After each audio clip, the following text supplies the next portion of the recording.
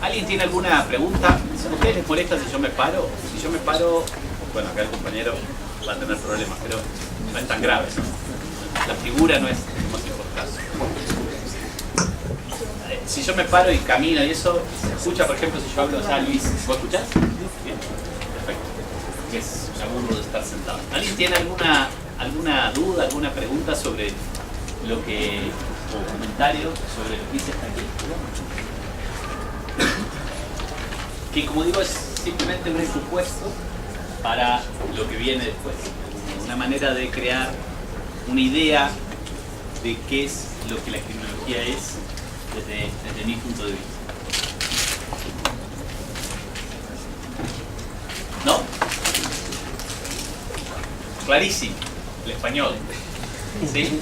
Bueno, lo que sigue, yo voy a trabajar ahora sobre, como les anunciaba en los primeros minutos, sobre esta relación entre norte, sur, centro, periferia, la historia de la criminología en América Latina, el presente de la criminología en América Latina. Y para eso voy a basarme en 3 libros que yo publiqué más o menos recientemente.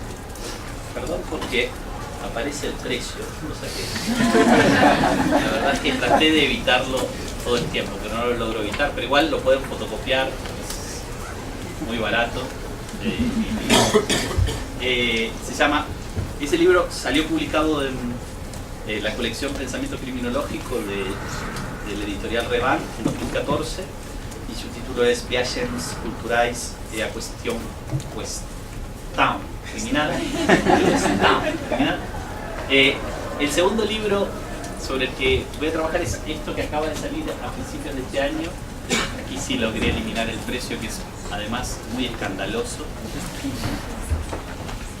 que se llama The Palgrave Handbook of Criminology and the Global South. Es un libro colectivo, un handbook, pretende ser un handbook, un estado del arte en inglés que construimos con unos colegas míos australianos que son Kerry Carrington, Russell Hogg y John Scott, y que salió publicado en febrero de este año, 2018. Y tiene mucho que ver con esta discusión sobre criminología en el sur global, criminología en el norte global. Y por último, un tercer libro que todavía no salió publicado, pero que sale el mes que viene, también en inglés, llamado Southern Criminology, que no es un libro editado, sino que es un libro hecho a 10 manos, que lo hicimos con otros 4 colegas australianos, que son los mismos, Kerry Carrington, Russell Hogg, John Scott, más Chris Walters, y cuyo título es Southern Criminology, criminología del sur. Es un poco mi intención, es a lo largo del día de hoy, y tal vez, si no lo logramos, también de una primera hora del día de mañana, recorrer algunos tópicos que están vinculados a estos 3 libros. Mi punto de partida es que comúnmente hemos contado la historia del pensamiento criminológico, habiendo definido criminología como lo definimos, como si fuera un pensamiento universal.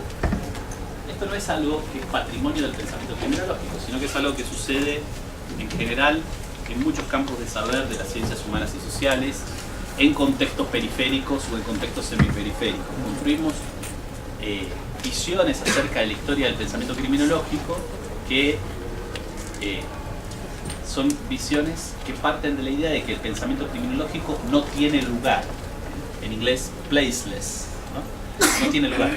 Como que el pensamiento criminológico tiene las teorías, los conceptos, los argumentos, tienen una vocación de generalización que atraviesa las fronteras y por tanto una validez que se reivindica de carácter universal, ¿no? Si aquí hiciéramos un poco de ejercicio biográfico, yo les pregunto a ustedes, ¿cuándo tuvieron un curso de criminología en sus carreras de grado? ¿Quiénes tuvieron cursos de criminología en sus carreras de grado? A ver, levanten la mano.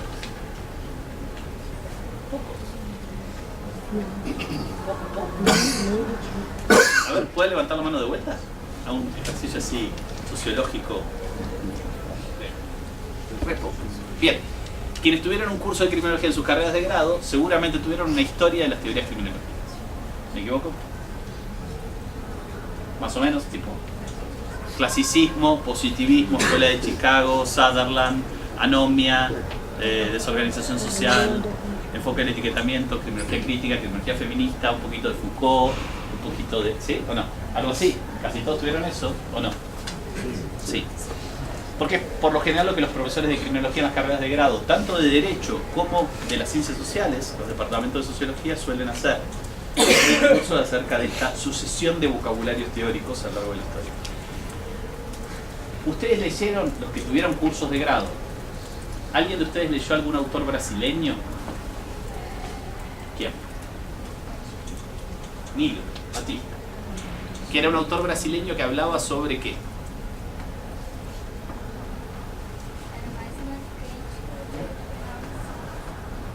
¿Quién más leyó algún autor brasileño en su curso de grado? Cirino. ¿Quién? Cirino. Juárez Cirino. ¿Y qué texto de Juárez Cirino leíste? Criminología radical.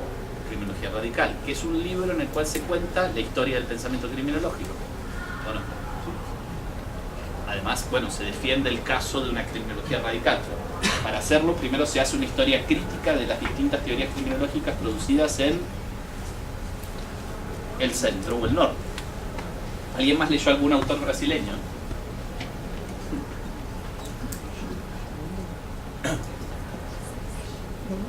¿Leyó alguno?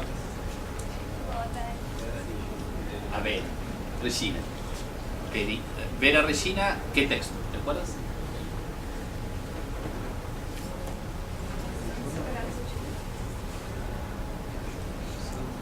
¿Cuál? Claro, porque tú eres de Santa Catarina. Tú eres de Santa Catarina, claro. Bien, entonces, es interesante. Enseñamos cursos de criminología en los grados, especialmente en las facultades de Derecho, pero yo creo que esto incluso es válido para las facultades de Sociología o de Antropología, en los pocos lugares donde se enseñan cursos sobre estos temas, aun cuando no se llamen criminología, siempre recuerdo esta referencia. Enseñamos cursos como de una especie de evolución de vocabularios teóricos que tienen una fuerte reivindicación de un potencial de generalización que atraviesa las fronteras. Eso hace que en general no enseñemos mucho sobre la historia del pensamiento criminológico en nuestros propios contextos. Y de hecho, no enseñamos mucho porque no sabemos mucho. Es interesantísimo. Es muy interesante. Muchos de estos cursos se enseñan con textos que cuentan las características de estos distintos vocabularios teóricos. Libros que por ahí no son imaginados como manuales, pero que funcionan como si fueran un manual. En América Latina, por ejemplo, en la América Latina de lengua española, hubo una serie de libros que funcionaron de esa manera, que fueron por lo general producidos por autores que no vivían en esos países de América Latina, como por ejemplo Criminología crítica y crítica del derecho penal, de Alessandro Barata, como por ejemplo La nueva criminología, contribución a una teoría plenamente social de la conducta desviada, de Ian Taylor, Paul Walton y George Young, por ejemplo Control y dominación, teorías hegemónicas y control burgués, de Massimo Cavalli. 3 libros en español que funcionaron muchas veces como libros apoyando esos recorridos a lo largo de la historia del pensamiento criminológico. Y hubo libros de autores de lengua española que funcionaron del mismo modo, siempre libros inspirados en la criminología crítica o en la criminología radical, como el libro de Juárez Cirino aquí en Brasil, como Criminología de la reacción social, de Lola Millar de Castro, al que ya hice referencia, o El pensamiento criminológico, un libro elaborado por distintos autores de lengua española, por latinoamericanos viviendo en España, como Roberto Bergali o Juan Bustos. Ramírez. O sea, libros que construyeron historias del pensamiento criminológico a lo largo de su historia y que construyeron una atención en los distintos momentos teóricos fundamentales de esa historia del pensamiento criminológico, sin dar demasiado cuenta del problema de la circulación de estas teorías, conceptos y argumentos a lo largo de a través de las fronteras, y sin dar cuenta específicamente de las historias locales. Entonces se podía construir y se puede construir un curso de historia del pensamiento criminológico sin hacer referencia a los intelectuales locales y sus producciones intelectuales, entre otras cosas porque se parte de un supuesto. un supuesto de vuelta no dicho, un supuesto dado por descontado, que es que la historia local es una historia que tiene pocas variaciones con respecto a la historia del pensamiento criminológico en los países centrales, en los países del norte global. Se parte de la idea de que de algún modo los vocabularios teóricos que se construyeron en el norte global viajaron y se difundieron a lo largo del globo, manteniéndose intocados, y en todo caso lo que tenemos en el sur global son intelectuales que reproducen los conceptos y argumentos que esos vocabularios teóricos inventados en el norte global ideal, que es en realidad un supuesto y una afirmación dada por descontada que tiene, por supuesto, una base empírica extraordinariamente potente, que es la existencia de una larguísima historia de procesos de apropiación acrítica de conceptos y argumentos producidos en el norte global para pensar problemas en el sur global, llevada adelante por numerosos intelectuales del sur global que generaron esos procesos de apropiación como una manera de incluirse en la modernidad, de incluirse en la civilización, de incluirse en la ciencia. Sin embargo, esto ha funcionado como un obstáculo para la producción de historias locales, es decir, como un elemento de algún modo, como un efecto de algún modo perverso, que ha generado que los intelectuales que vivimos y trabajamos en países periféricos o semiperiféricos no le prestemos demasiada atención a la historia de los vocabularios teóricos en este campo llamado criminología, con todas las prevenciones que planteamos en el primer bloque, en nuestros propios contextos. Y por tanto leamos poco lo que se ha producido. Asumamos que lo que se produjo tiene tal o cual característica. Asumamos que estos procesos de apropiación acrítica signan esas historias. Y fundamentalmente eso hace que no los leamos a los textos. Es siempre una cosa interesante poder hablar de lo que pasa con algo sin haberlo leído. Es una especie de ejercicio mágico, ¿no? Y es genial. Le podemos decir que tal o cual autor reproducía los argumentos del Lombroso, y por tanto, como ya conocemos las críticas al Lombroso, incluimos a tal o cual autor local en las críticas que se le hacían al Lombroso. Y simplemente lo que decimos es que ese autor es un lombrosiano. Esto facilita que no lo leamos.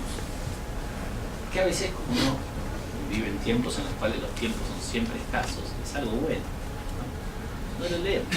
Podemos hablar de eso con soltura y al mismo tiempo, teóricamente, con agudeza intelectual.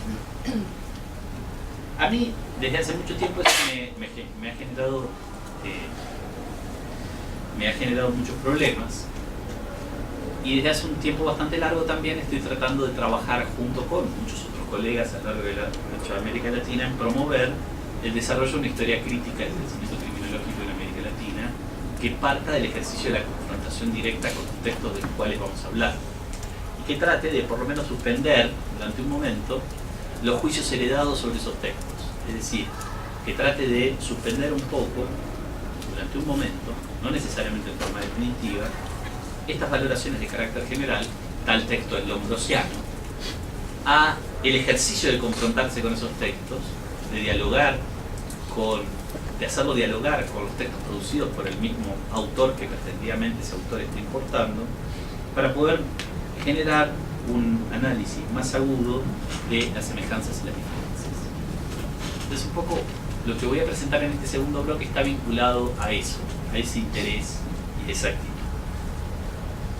El pensamiento sobre la cuestión criminal, el pensamiento criminológico producido en el norte global, se produjo desde el vamos con una vocación de generalización y con una autoimagen de universalización. Cuando uno piensa en los momentos fundamentales de la historia de ese pensamiento criminológico en el norte global, en el contexto europeo, en el contexto de América del Norte, observa la creación de estos vocabularios teóricos con esa búsqueda de generalización y universalización íncita en la misma estructura argumentativa de esos vocabularios teóricos. Esto está íntimamente ligado al rol de la matriz positivista durante el siglo XIX en el nacimiento de la palabra criminología y del proyecto intelectual de la criminología al que hicimos referencia en el primer bloque.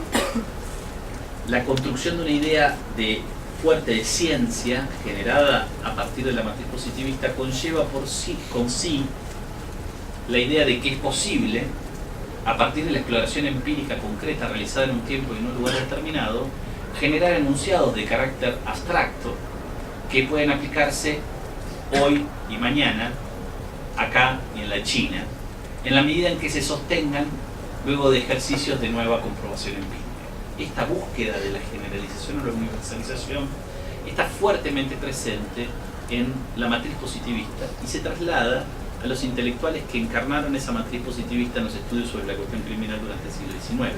Sin embargo, también está presente en intelectuales que se podían presentar como antagonistas de esa matriz positivista entre el siglo XIX y el siglo XX. Entonces, por ejemplo, si, para volver a los mismos ejemplos de los que hablamos en el primer bloque y no multiplicarlos, aunque si quisieran podríamos tirar otros ejemplos en el debate, si pensamos en Emile Durkheim, pensamos en un típico intelectual que articula esas mismas pretensiones de universalización y generalización, aunque lo hace desde un tipo de perspectiva que quiere impugnar ciertas encarnaciones de la matriz positivista en los estudios sobre la cuestión criminal. Entonces, Durkheim puede decir, el delito es un hecho social normal. Esta es una afirmación de carácter general. Toda sociedad tiene un cierto nivel de delito. Acá, en la China, hoy y mañana. Porque el delito produce un efecto. ¿Qué produce el delito? Pena. ¿Y por qué la pena es importante? Bueno, en clave de Durkheim, la pena es importante porque restablece la conciencia colectiva, reconstruye el conjunto de creencias y valores morales comunes al término medio de los hombres que forman la sociedad y lo reactualiza en cada ocasión en la cual ese castigo se le impone a un individuo que ha cometido un delito. Esta afirmación es una afirmación, digamos así, el esqueleto de la afirmación durkheimiana. Es una afirmación que se construye con una fuerte pretensión de generalidad, con una fuerte pretensión de universalización. Identifica lo que el delito es, lo que el delito genera, sin una referencia espacial y temporal que confine la validez de la afirmación. Y por tanto, en Durkheim, si se quiere, encontramos un ejercicio semejante al que podemos encontrar en intelectuales como Lombroso o Garofalo, aun cuando Durkheim esté, en cierto sentido, atacando una buena parte de los enunciados que esos otros intelectuales producen. Lo podemos de vuelta encontrar en Edwin Sutherland, un autor tan sensible, por otro lado, a las especificidades de los contextos empíricos que estudiaba. Un autor cuya sensibilidad con respecto a esos contextos se puede ver en algunos de sus libros fundamentales, como El ladrón profesional de 1937 o El delito de cuello blanco de 1949, pero que desde 1924 estuvo obsesionado por construir una teoría general del crimen, ni más ni menos. Es decir, un discurso capaz de explicar por qué las personas cometen delito de vuelta, ayer y hoy, acá y en la China. Y el mismo Sutherland agregaría un discurso capaz de explicar el delito de los débiles y el delito de los poderosos, que es la llamada teoría de la asociación diferencial. Una idea extraordinariamente interesante, pero con una fortísima pretensión de generalización y universalización, de que el delito es algo que se aprende a partir de la interacción con otros significativos a través de nuestras trayectorias vitales, y que aprendemos motivos para cometer delitos y aprendemos las técnicas que nos permiten cometer delitos. Y que ese aprendizaje es parte de un proceso comunicativo más general, en el que aprendemos además definiciones acerca de lo que está bien y lo que está mal, tanto algunas definiciones que coinciden con las de la ley penal como algunas que no coinciden con las de la ley penal. Y que esa asociación diferencial con respecto al significado que la ley penal pretende instalar sobre lo que está bien y lo que está mal es una asociación significativa que es común a cualquier otra asociación significativa, o sea, cualquier otro proceso de aprendizaje. Que esa comunicación a veces da lugar incluso a la creación de una grupalidad, lo que Sutherland va a llamar la organización social diferencial, pero que no es necesario para que uno cometa delitos participar de esa grupalidad.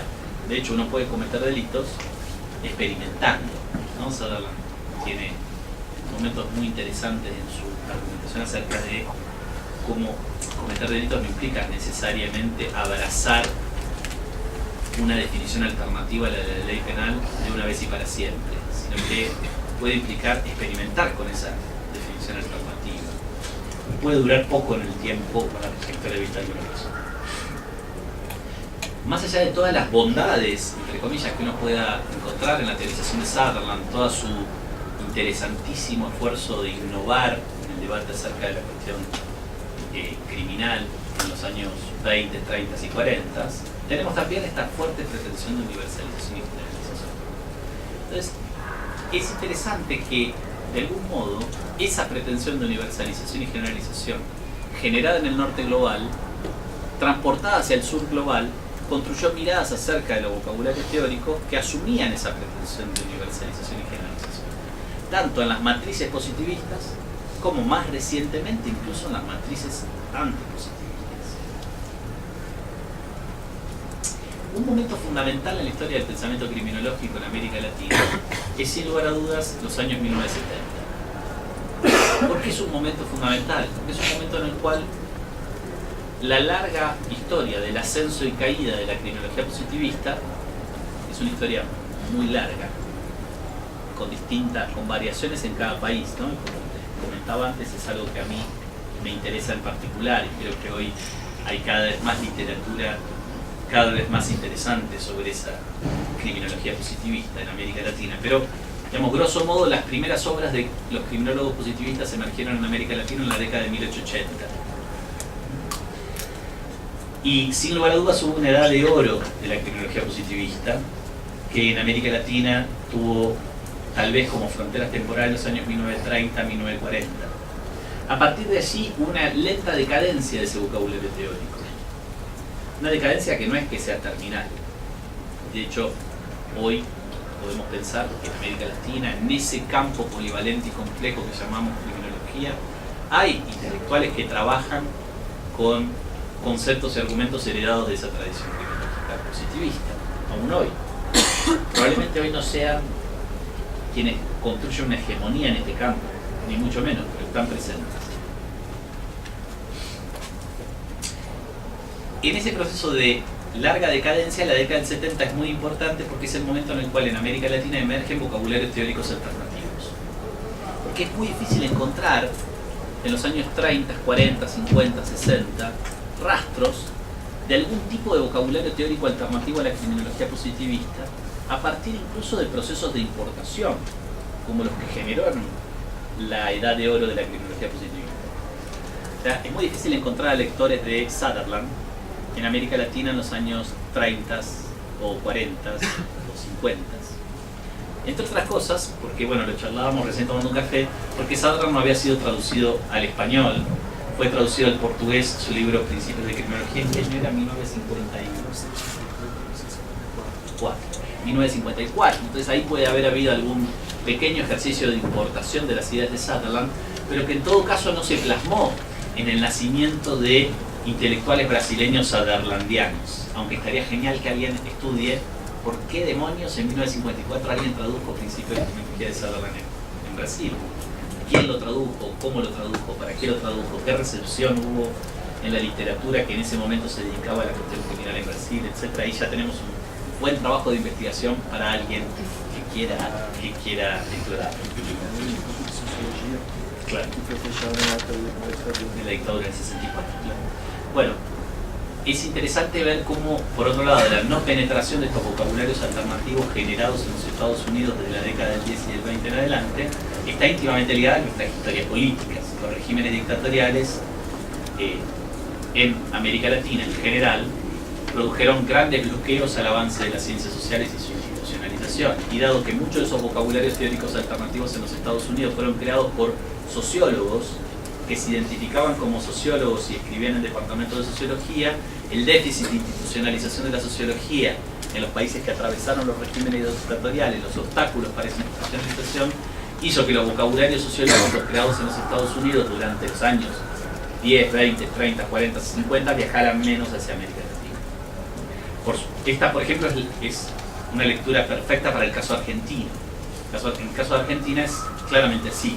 Tenemos algunos al estilo de la producción del libro en portugués de Sutherland, Principios de Criminología, en 1954, tenemos algunos textos en la década del 50 y algunos textos en la década del 60, donde muy tímidamente podemos ver la traducción de ideas de la criminología sociológica estadounidense circulando en la ciudad de Buenos Aires, por lo general en las manos de los incipientes intelectuales que buscan consolidar espacios para la sociología en las universidades públicas argentinas y ligados por tanto a estos esfuerzos de institucionalización que desde 1966 en el caso de la Argentina en adelante son no solo obstaculizados sino erradicados por los gobiernos dictatoriales que cierran todos los departamentos de sociología de todas las universidades públicas en Argentina, con lo cual ahí hay una razón que nos ayuda a entender este no traslado, este no proceso de exportación.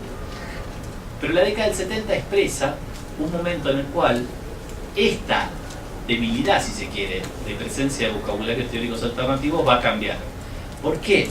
Porque desde el comienzo de la década del 70 en adelante, numerosos intelectuales latinoamericanos cumplieron un rol muy importante en la traducción y difusión de ideas de la criminología crítica en América Latina. Citábamos aquí el trabajo de Joel Cirino de fines de la década del 70, antes habíamos citado el trabajo de Lola Nillar de Castro de fines de la década del 70.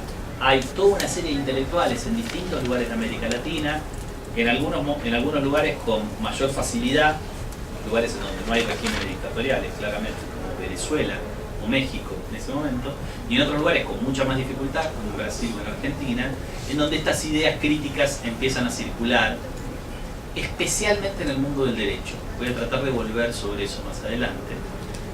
¿Por qué? Porque el mundo del derecho está institucionalizado, tiene un largo proceso de institucionalización. Esta facultad de Derecho se creó en 1827, ¿no? Entonces, hacia la década del 70 tiene ya 150 años. En cambio, los departamentos de sociología tienen institucionalizaciones fragmentadas, débiles y en muchísimos casos accidentadas, ¿no? Accidentadas por el cierre de esas instituciones. Esta circulación de ideas de la criminología crítica tiene, como decía, en algunos escenarios una fortaleza muy grande, como Venezuela o México. En esos escenarios, desde la década del 70 en adelante, entre otras cosas que los criminólogos críticos, que se denominan así y se identifican así a principios de la década del 70, empiezan a hacer, entre otras cosas que empiezan a construir una imagen, una lectura del pasado criminológico en América Latina. Esa lectura del pasado criminológico está encarnada en muchos autores, pero tiene manifestaciones muy claras en el trabajo de Rosa del Olmo y Lola Nillar de Castro, las dos intelectuales que funcionan como las madres de la criminología crítica en Venezuela. Ambas intelectuales con características muy distintas entre sí en cuanto a su proceso de formación. Rosa del Olmo es una de las pocas intelectuales de la criminología crítica formada en el campo de la sociología, no en el campo del derecho. Además es alguien que había estudiado fuera de Venezuela, en el mundo de lengua inglesa. De hecho, ella se recibió de socióloga, hizo su carrera de grado en la Universidad de Wisconsin, en los Estados Unidos, y luego, gracias a distintas becas, pudo pasar tiempo tanto en Berkeley como en Cambridge, estudiando ya cosas más vinculadas a la criminología. En el caso de Lola Nillar de Castro es alguien que viene del mundo del derecho y que encarna tal vez una de las primeras figuras intelectuales que, proveniendo del mundo del derecho en un clima político muy particular, que es el de fines de los 60 y comienzos de los 70, el auge de los movimientos de liberación nacional en América Latina, las luchas sociales y políticas en torno a esos movimientos, es una primera figura intelectual en donde este compromiso político de izquierda se comunica a su práctica intelectual adentro de una facultad de Derecho para interrogar críticamente el derecho penal y vincularse con pensamientos que critican la forma real de funcionamiento del derecho penal en las sociedades en las que viven. Y por tanto, en el caso de Lola Nillar de Castro, eso implica un diálogo con otros horizontes culturales, que son más bien los horizontes del sur de Europa, especialmente Francia e Italia. Y es por eso que el descubrimiento de ideas críticas sobre el derecho penal en el mundo del derecho, Francia e Italia, es fundamental para entender la trayectoria de Lola Nillar de Castro durante la década del 70. En ambas, hay una fuerte coincidencia en la manera de leer sus textos de la década del 70 en adelante, y por lo menos hasta comienzo de los 80, donde ahí sí va a haber una especie de divergencia sobre otros problemas a los que voy a tratar de volver.